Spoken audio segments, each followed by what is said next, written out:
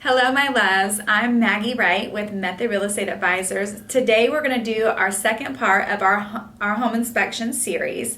I have with me Mr. Tony Cook, the owner of Cooks Radon in Alpharetta. Tony, tell us a little bit about yourself.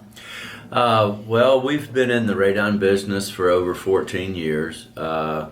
We have two crews that we install 10 radon systems a week. And we've been doing it for a long time, and we've got equipment where we can go in and do what we call diagnostics on a home to determine where the high levels are coming in, and that helps us design a mitigation system that will get the radon levels down in your home.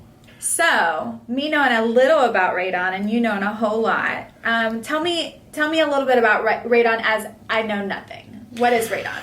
Well, radon is a natural occurring gas that comes from the breakdown of uranium. So we get the question a lot, what types of homes are capable of having high radon levels. And actually the answer to that is all homes, because it depends on where the uranium is at in the ground. That'll determine if the house could have high radon levels or not. So even slab homes, basement homes, homes with crawl spaces, they can all have high radon levels. Like we tell our customers, you never know till you test, because testing is the number one act that you want to do to find out if you have high levels or not. And so, say you have high radon levels in your house and you're unaware of it, why should people know and test for radon? Well, radon is the number 2 cause of lung cancer. There is 21,000 people a year that die from lung cancer due to high levels of radon exposure. There's 800 a year in the state of Georgia. So that is too many. And so with when you're mitigating, like post-mitigation, what does that look like? So do you have a monitor, or what's the warranties? What should it look like? Well, the post-mitigation is done after we install a system. And so after every system gets installed, if it's a real estate transaction, then we recommend that we go with a certified radon test, which is where a person has been certified to do the test. They'll come out with a CRM, which is a continuous radon monitor that's been calibrated annually to make sure that it is accurate. And it's placed in the home. 48 hours is the minimum. We like to get as much data as we can. Yeah, my personal experience, through real estate transactions, those continuous tests are so important. And it's very interesting, the variables that will affect the test. Obviously, when you're having a radon test done, everything needs to be sealed up. There doesn't, no windows need to be open. No one really should be going in and out of that space. But even the weather will affect it. If it's raining, you're going to see higher levels of radon for whatever reason. I guess maybe the pressure pushes it up. But I've seen that so many of them that you'll see sometimes drastic peaks and drops in the radon levels. So I've always been told, yes, you're in a real estate transaction, 48 hours is a minimum. But even for your personal home, or if you're doing it post sell, to do it for a longer amount of time, because it gives you a clearer picture of really what an accurate average of radon is in that space. That's correct. And what we typically see is, when we have really heavy rains where the ground gets saturated, the radon levels are typically much higher than they are during normal conditions. So no heavy rain, no bad weather, and if you do test, just expect for those levels to be a bit higher than what they typically would be. Yes. So we were chatting earlier, and I was telling you that I have my theories on where I see radon more often, near Stone Mountain, any big rock quarries, or if you see big strands of granite in your yard. I always push my clients to do a radon test, because it's something that you can negotiate during your due diligence, and it's something you won't have to worry about moving forward. But those are my theories, is rock. But can you tell us where you see higher concentrations of radon? We know it can happen anywhere, and one house to the next could be different. But where typically are your higher concentrations? We typically see higher concentration in homes that are built in areas where there is a lot of rock in the ground. And when you really think about it, the radon is coming from the breakdown of uranium. So whenever you have larger rocks in the ground, you're going to have bigger cracks in the earth, for the radon to escape. So the areas down in South Georgia where the dirt is more sand, it's a lot more dense, so it's not a big of an issue. But like North Georgia, the surrounding counties around Fulton are Zone 1 for the most highest potential of radon, and pretty much all of North Georgia because of the amount of granite that is in the ground in them areas. Okay. Well, with the mitigation system, I think with post testing, how often should you have a radon monitor? Does that come with a mitigation system, or how often should you test post mitigation? And not just with your company, but what should consumers expect as far as warranties go with that system? So the systems do come with a guarantee to keep the radon levels down to 2.6 or below, and you actually have a manometer on the system which will measure fan flow, the amount of air that the fan is moving in the system, and the homeowner can monitor that by looking at the device that's on the pipe. The EPA recommends that you retest a home every 2 years to make sure that your mitigation system is keeping the radon levels down. We have a lot of homeowners that are starting to buy test their own testing devices. They typically range anywhere from $150 to $250. There's a lot of them out there on the market. Some are better than others. So it is a good idea to retest your home every 2 years with some sort of device to make sure that your radon levels are staying down low. I know that I have friends and some clients that have ordered, I think it's the University of Georgia will send out free radon tests, but it's not the continuous radon testing like we were speaking about before, where it takes a measurement every hour. It's like this little tube, right? And then you send it back in. Yeah, and that's called a liquid scintillation test bottle, and they are a approved device from the EPA, and the University of Georgia is a great place to get them. You can buy them at hardware stores. They'll come with a lab fee and stuff, and you set them for 48 to 96 hours. Some of them can go as long as 7 days.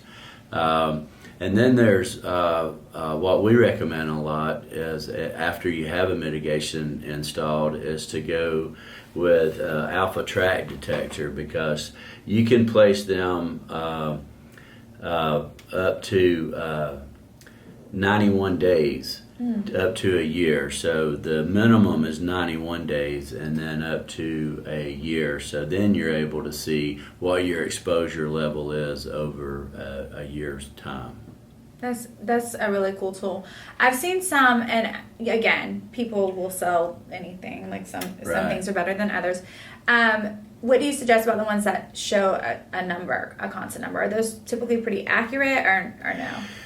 Well, the EPA states that all testing equipment has to be calibrated annually to make sure it's accurate. And that's where the problem comes in with the testing devices that are being bought online.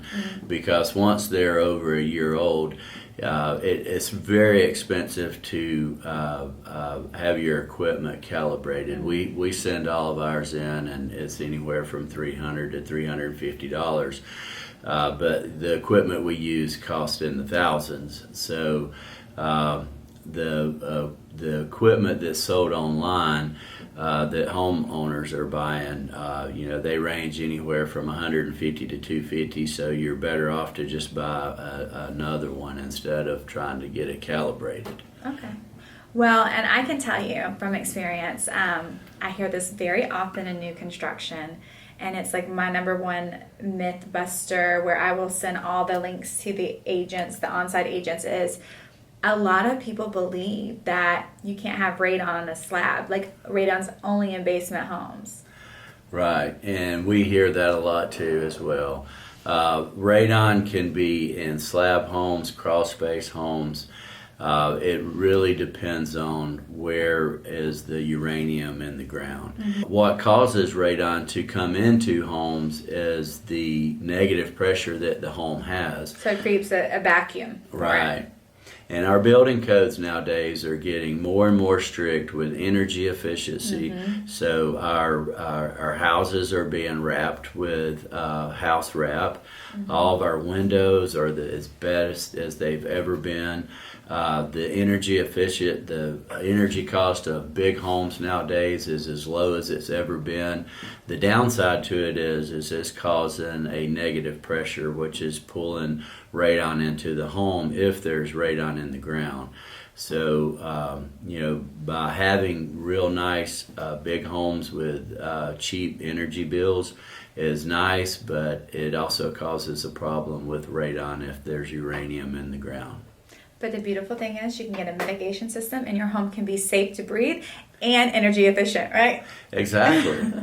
And it's very, it's not hard at all to install a mitigation system. Mm-hmm. When we got into the business 14 years ago, it was a lot more difficult to install systems because we didn't have the equipment like we have nowadays. Mm-hmm. There's devices out there that we can do diagnostics with that will determine where the radon is coming into the home at the highest level, and that will help us design the system so we know before we install it if it's going to be an effective system or not. Isn't technology beautiful? It is. And one thing that we talk about with our builders is that it's real important to put gravel up underneath homes, which it is a code in the state of Georgia that passed in '94 for basement homes alone. So when you can move air underneath the slab, them are the systems that become easier to get the radon levels down low after mitigation. But slab homes still to this day is not required to put gravel up underneath. So the slab homes can become more difficult with multiple systems to get the radon levels down because we're not able to move that air underneath the slab. And another thing is that there's certain builders that will go ahead and put in passive systems in the home just in case. Oftentimes, as a realtor, when you go into new construction, those contracts are written like those builders are protected. But what some agents don't realize is there is a radon clause and you can opt out of that or you can decide to change that. There's not a lot of clauses that you can change. It's pretty much set in stone. If you're signing a new construction contract, that you make sure you highlight that section on radon. Talk to the builder. Do you already install passive systems? Let them know your intention to have, every home should be tested for radon. Every home, period. I don't care if you don't do another inspection, if you're buying it as is, whatever, at least test for radon because you're aware. Radon's only an issue if you're unaware of radon. What we see a lot of homeowners doing is the builders are saying, we've put a passive system in, the problem's been took care of. You still have to test because the passive systems, they do work, but they do not work all the time because what the passive system is basically got a pipe that is ran through the walls. It goes through the roof, so the stack effect from the house heating up and stuff causes the radon to go up into the pipe, and it's like a siphon effect. And a lot of times, if the radon levels are not as low as what the buyer is looking for, we can cut the pipe and put a fan on, which will help draw the air out faster. But still, if that pipe is not on the main source of where the radon's coming into the home, that system may have to have additional work added to it. So, diagnostics is key. The passive systems are nice because it does lower the cost. If additional work has to be done, the pipe's already in. We can add to a passive system and turn it into subslab depressurization. So it is a bonus to have a builder that is putting in a passive system. But you should still get it tested. Yes, always test and make sure that it is working effective. Well, and another thing is I know some people aren't aware of is, and maybe correct me if I'm wrong, I could be wrong, but I've always been told that basically radon, the reason why they test on the bottom level of the home is because as you go up a level, it cuts it in half. So like simple math, if it's a 10 in the basement, it would be around a 5 and the main level, and if you had a third level, it would be roughly a 2.5. Is that correct-ish? It is kind of like a rule of thumb that a lot of mitigators go by, but we have seen it. It does not apply to every home. Okay. Because we've seen older homes that actually had radon levels higher on the main floor than the basement. Even though the radon is coming from the basement, if you have a HVAC system in the basement and it's an older system that's it's got leaks and stuff in it, that HVAC system can actually pull the radon into it and exhaust it on the floor above. So That's awful. we've run into that before, where houses had higher radon levels on the main floor than in the basement, where you would think the radon level is coming from and would be higher. But most of the time we do see that if the radon levels are like 10 in the basement, they'd be half on the next floor and then half again on the third floor.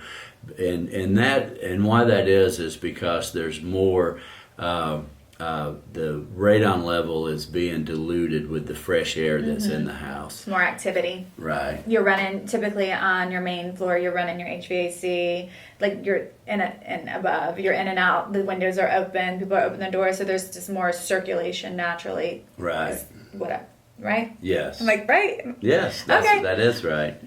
And another thing that we should address is during testing. When you open the windows and doors, the exterior windows and doors have to remain closed, and they need to be closed 12 hours prior to testing, because the EPA wrote these standards because they're wanting to see what is the worst case scenario and how high will your radon levels go. Well, that is to keep the house closed up. The more the windows and doors are open, the more fresh air can come into the house and dilute the radon levels. So, the protocols that are wrote by the EPA, we are after the worst conditions to see how high the radon levels can get in the home, and that's what we want to base the mitigation off of. So, Worst case scenario. yes. That makes sense. Because you want to know, like, especially, I was sharing with you prior to this that I had a client that was purchasing a home, and the seller was a widow, and her husband had never smoked a cigarette in his life, and he had passed away from lung cancer. And I noticed, again, it was near a rock quarry, I noticed a lot of granite in the yard, and I was like, girl, you have to get this tested. I love this house for you. This is going to be great, but we have to get this tested. And our levels came back at like 12 points. I think the average was like 12.6. And come to find out, that husband who never smoked had a really nice, quiet office space in the basement. And, and it was like so disheartening to know and to watch her kind of go through selling her home and knowing how her husband passed, and for us to have this knowledge. I mean, I'm sure they would have paid 10,000 times over to have a system for her to have him here. And you just, again, if you don't, it's not something that she still bought the house.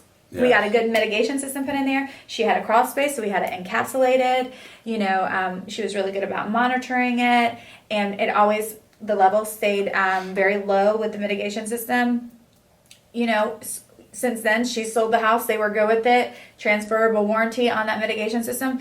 It's just really not something to shy away from, because it could be in any house. Again, a new construction, you could have it tested and then 2 years later have radon show up. But it's just being mindful and testing and, being aware of the space that the air you're breathing in. We talk about outside pollutants, and sometimes the air in our home is the most toxic air we could breathe.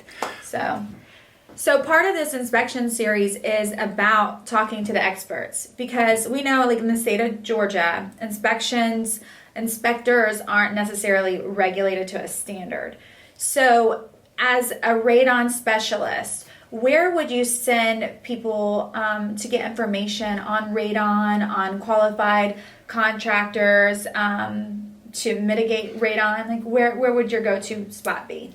The best place to go is just type in NRPP. It's going to be the National Radon Proficiency Program, and then you'll be guided to a link that where you click on your state, and then you click on find a tester or a mitigator.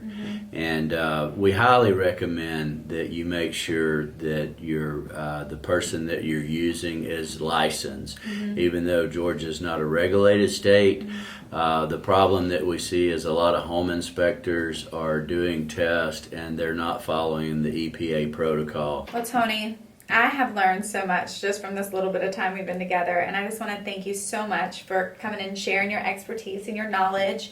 And I definitely will be giving you a call on my homes that come up with radon, because you definitely have wonderful information and very digestible information. So thank you so much. I appreciate you. Well, you're welcome, and that's what we're here for. So we're Cooks Radon. We can be found on the web, and we're certified in testing and mitigation, multifamily, government building, schools. We do all types of mitigation, and we're here to help anyone with a radon problem. Awesome. Thank you guys so much for joining us, and follow up with part 3, 4, 5, however many other parts we'll have. You guys have a wonderful day. Bye, loves. All right. Bye-bye.